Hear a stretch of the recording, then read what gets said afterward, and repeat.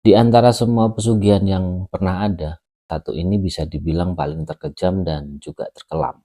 Bayangin aja nih, seorang bapak nekat numbalin anak kandungnya sendiri karena terlilit hutang riba dan nggak sanggup untuk membayar biaya pengobatan anak pertamanya.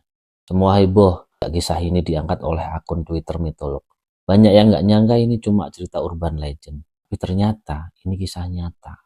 Jadi ceritanya ada seorang bapak bernama Sugi yang ingin cepat kaya lewat jalan pesugihan. Karena dia sudah putus asa, terlilit hutang sana-sini untuk membayar biaya perawatan anak pertamanya yang sakit keras.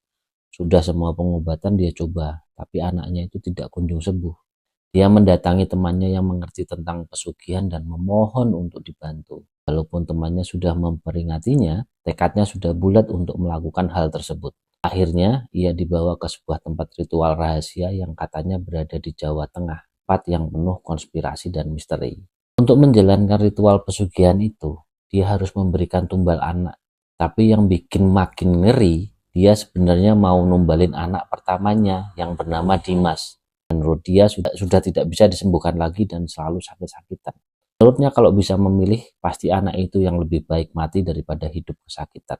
Temannya itu membawanya ke dukun yang diketahui bernama Mbah Darso. Dialah yang akan membantu pesugihan.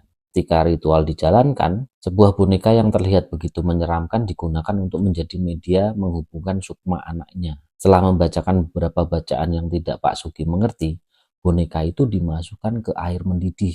Entah kenapa, justru terdengar jeritan kesakitan dari Bening, anak keduanya. Ternyata adiknya lah yang kena. Sebuah kesalahan fatal. Bapak itu baru tahu ternyata ia tidak bisa memilih anak untuk ditumbalkan. Karena dialah yang memilih anak itu, anak kesayangan Pak Sugi. Pak Sugi mendadak murka dan berusaha untuk menghentikan ritual tersebut, tapi semua sudah terlambat. Ia berlari sekuat tenaga untuk pulang ke rumah dan memastikan keadaan anaknya. Betapa terkejutnya dia ketika melihat pemandangan di rumahnya, suasana rumah begitu hangat, tersedia banyak makanan nikmat, dan bahkan ada setumpuk uang di meja makan. Terkaget-kaget dengan situasi tersebut, Pak Sugi berusaha untuk bersikap biasa saja. Namun hal itu tidak berlangsung lama. Kejadian aneh terus bermunculan dari Bening, anak keduanya, bahkan sampai pada akhirnya mengancam nyawanya dan anggota keluarga yang lainnya. Ia berusaha keras menyelamatkan keluarganya, tapi tidak ada yang bisa membantu. Bahkan dia sampai datang lagi ke tempat dukunnya, Mbah Darso. Namun satu-satunya cara untuk menyelamatkan dirinya itu tidak sanggup dia lakukan.